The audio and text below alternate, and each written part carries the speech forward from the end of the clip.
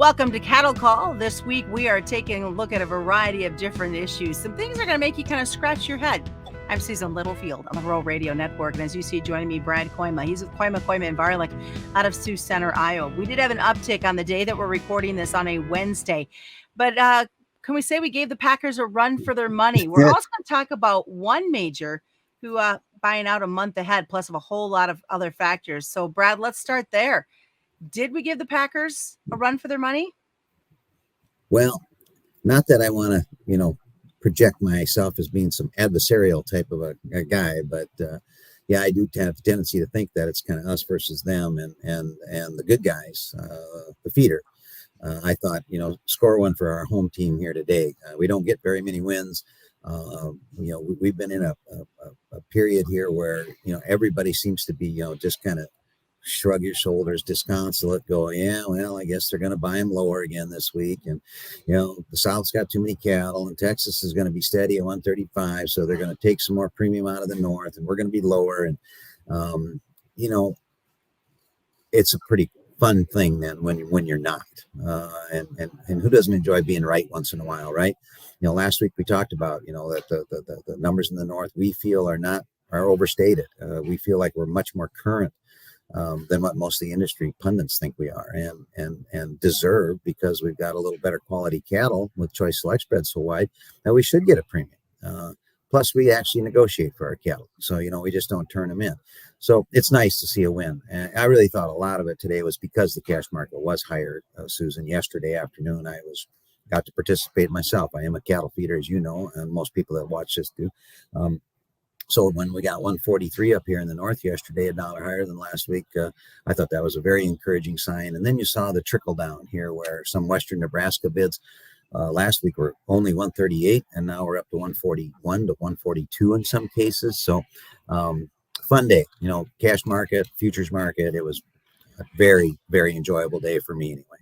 Do you think in some ways there was writing on the wall? You and I were talking about this before the program started, that one major was buying a month's worth of cattle already. Correct. I remember last week wondering about whether to talk about it out loud, because it seems like sometimes, I'm an old guy, right?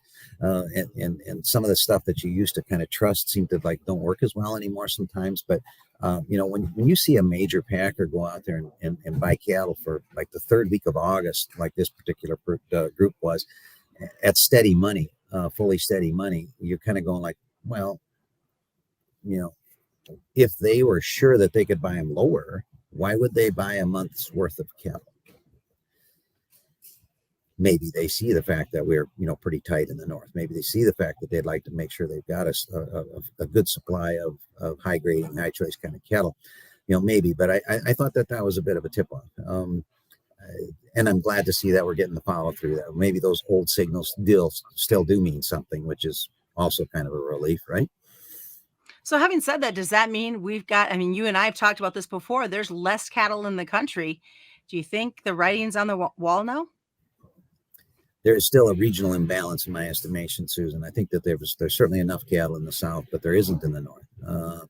And if you think about it, maybe somebody would argue with me about, I think it started already with the winter that wasn't, the mild winter where we started to pull cattle forward there already. Then we had extremely high price cost of gain, which is the number one reason why we got very current.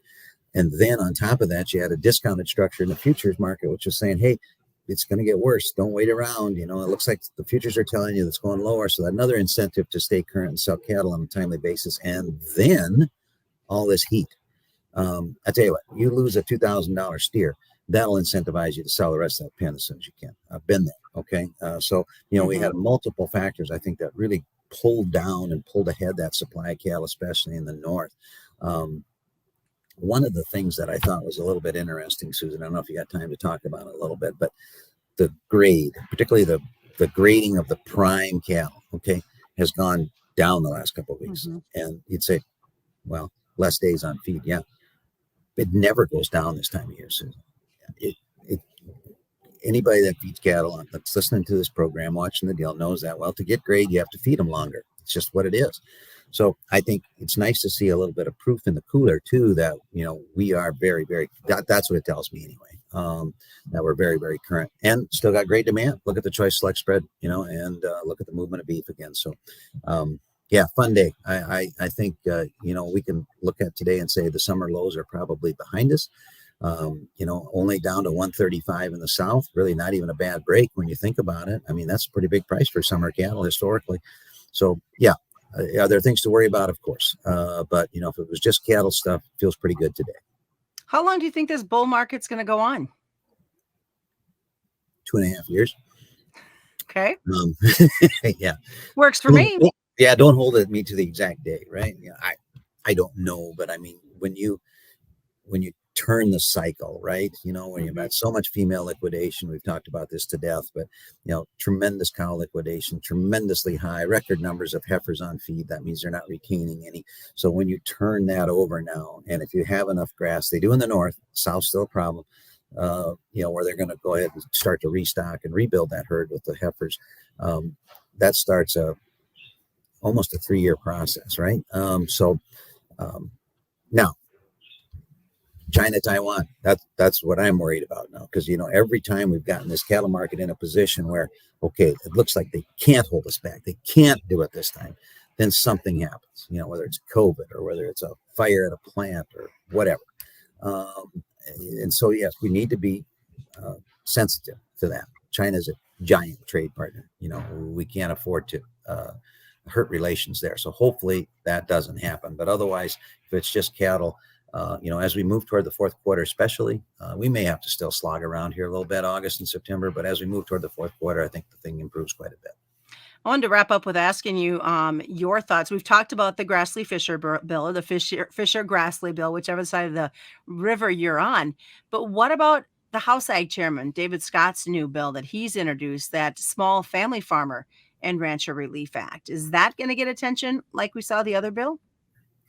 I don't know enough about it to be able to talk real deeply about it. From the first blush that I've seen, it doesn't have the big industry pushback. You know what I mean? The corporate pushback that you're getting on the transparency bill, the Fisher-Grassley bill, and for that matter, even on the special investigator, which let's find out. If you got nothing to hide, what are you worried about? Right. So I don't know. I would say this one's maybe got a little stronger legs under it, but I honestly, I don't know if I know enough. I have talked to enough of the right people to give you a good idea on whether this is a game changer. Probably isn't a game changer. It's probably more of a Band-Aid, a helper for some of the folks that have been hurt by this last round of stuff. All right. Sounds good. Thanks for joining us this week. You got it. Next week, we'll be catching up with Brad from the Nebraska Governor's Ag and Economic Conference taking place. And that has been today's Cattle Call. As we always remind folks, commodity futures and options do involve a substantial risk of loss, not suitable to all investors. And that's the Cattle Call on the Rural Radio Network.